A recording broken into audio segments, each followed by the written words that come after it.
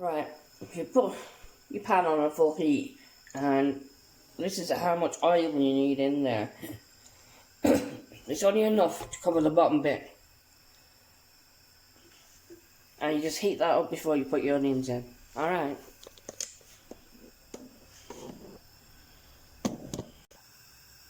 Okay, now you put your onions in. 2 onions.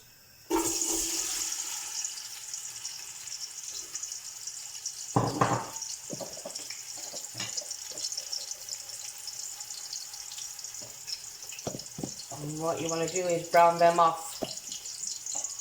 They need to be soft and caramelized. Okay, so this will take about 10-15 minutes. After a while, that's how it should look a little. Need to be a little bit more browner than that. That's how soft it is. We'll just brown it off a bit more, and then we'll start up with the spices. Right, now we're going to start with the spices. So put the whole spices in first.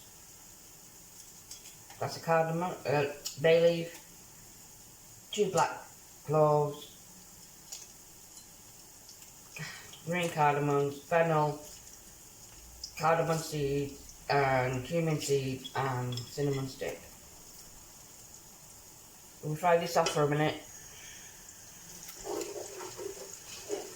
Just want to say, you don't have to use whole spices. You can use garam masala to keep all these spices ground up.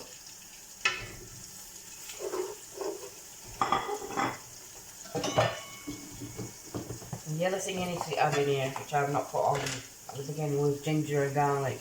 It's up to you whether you want to use fresh ones or you want to use a paste.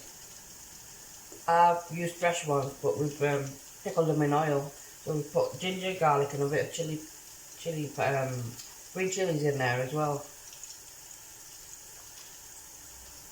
Got one big tablespoon, one for good luck.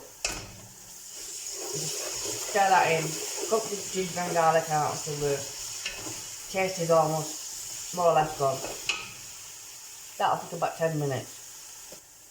After about 5 minutes, you can put in the other ingredients. This is haldi powder, and I've got a tablespoon here, so I'm putting a tablespoon of haldi powder.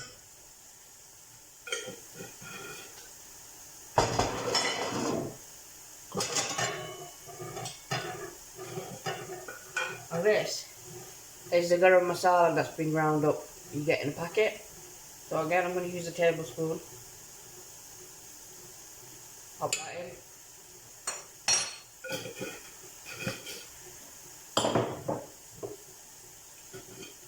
Last but not least, this bit is the chili powder. This is pretty hot and spicy, so we don't want to use too much. This is up to you. That's more or less half a tablespoon, or just 1 teaspoon will be fine.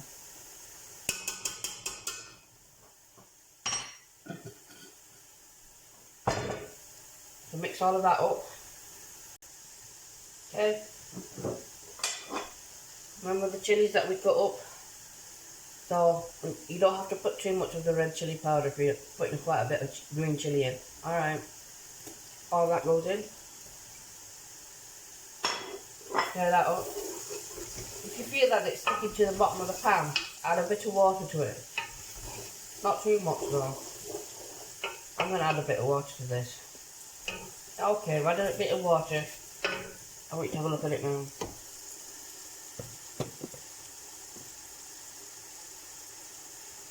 Yeah? We're going to add salt. I quite like salt. It's up to you how much you put in. I'm going to put in a tablespoon.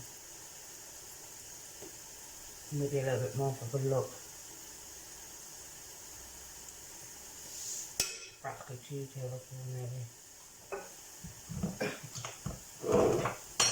So we stir that 10-15 minutes. Don't forget your tomatoes. They're about full. 4 to 5 tomatoes should be okay. But if you're using tin tomatoes, you use half of the fresh tomatoes.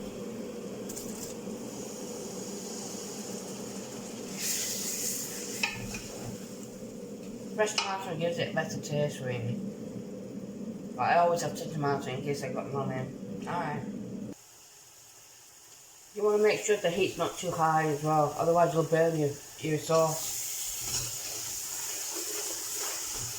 Really keep an eye on it. This is the important time. You have a look there at the tomatoes. Because tomatoes are part of the fruit, they do release sugars, so the sugars make the bottom of the pan come raw.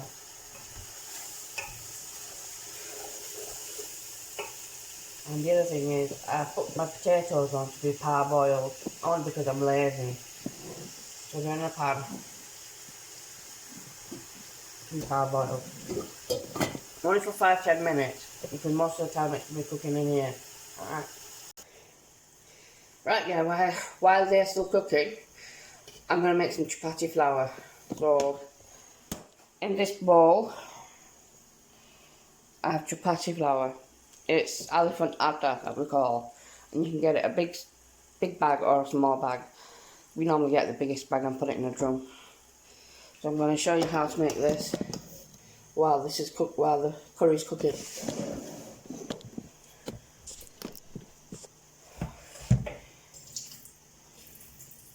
If you want, you can use a jug or a cup to help you pour in the right amount of water you need.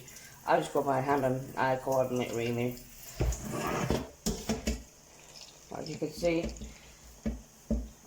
I'm going to mix it up. I want to make a dough after this. Just a little trickle.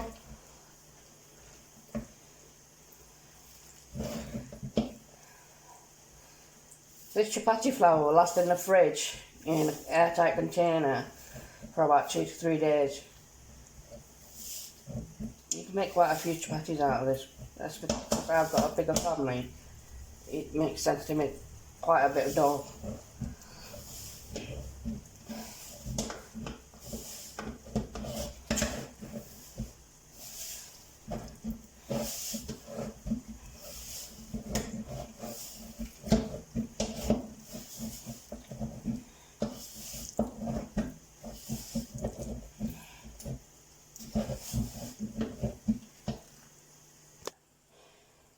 Okay, we're nearly done.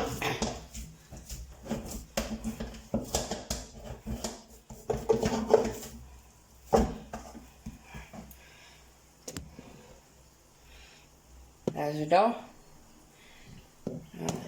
You can leave it to rest for about 10-15 minutes if you want, or you can put it straight into a Tupperware box and put it in the fridge. It'll firm up a bit and make nice chapatis for you. Okay, let's have a look at this masala sauce. Here you go. As you can see, there's a red tinge colour coming up. It's the oil, and that's what you're looking for. This is your basis for most curries anyway. Now into this I'm going to add the minced meat. Get rid of the excess blood that's in here.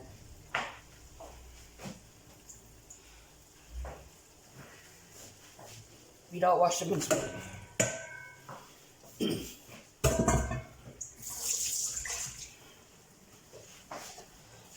This is beef minced meat, I think. You can get lamb. Lamb is nicer, a lot more leaner, but it's more expensive. It's like 10-20p difference between beef and lamb. Whereas beef is a bit more fattier. Although if you go to the halal shop, you can ask them to get rid of the fat for you before they mince it. So what we need to do is brown this mince off, and then that'll take about another 10-15 minutes. So I'll see you back in a bit. There's the meat. There's a bit of fluid still left in there that needs to dry up, so while you're stirring it, Hopefully in a bit it'll go, and then you'll get the red oil coming up again. That's when to put your potatoes in. Because I've parboiled mine, they shouldn't take too long. And then it's a matter of minutes really before it's all finished. In total I'd say it's taken me about an hour and a half, and that's normal. So on this it's only 10 minutes. But on total it's an hour and a half.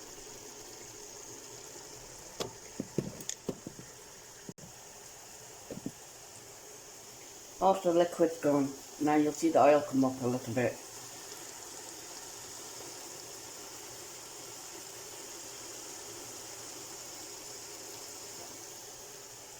This is where you put your potatoes in. And you let that cook for another 10 minutes. And then at the end you can put your coriander in there if you want, fresh or frozen.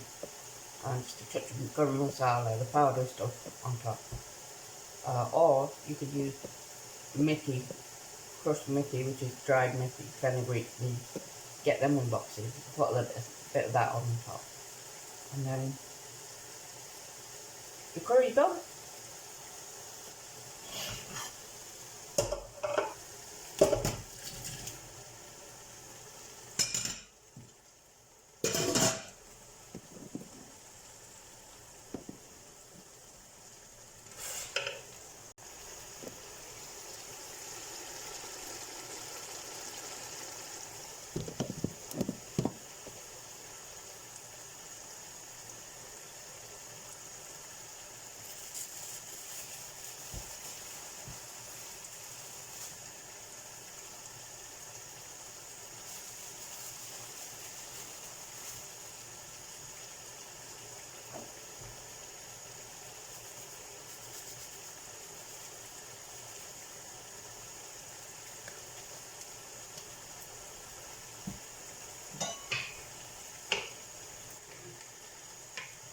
Take one potato out and just see if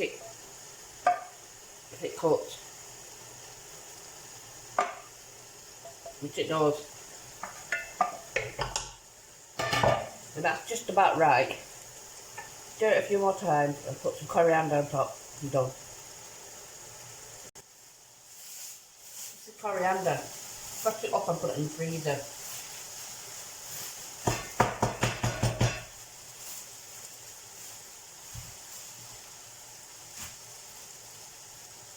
That much coriander should be okay.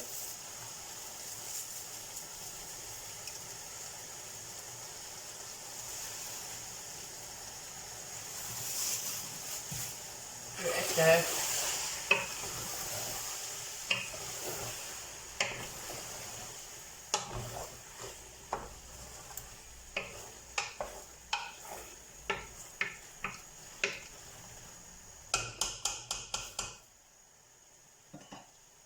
And that's your curry done.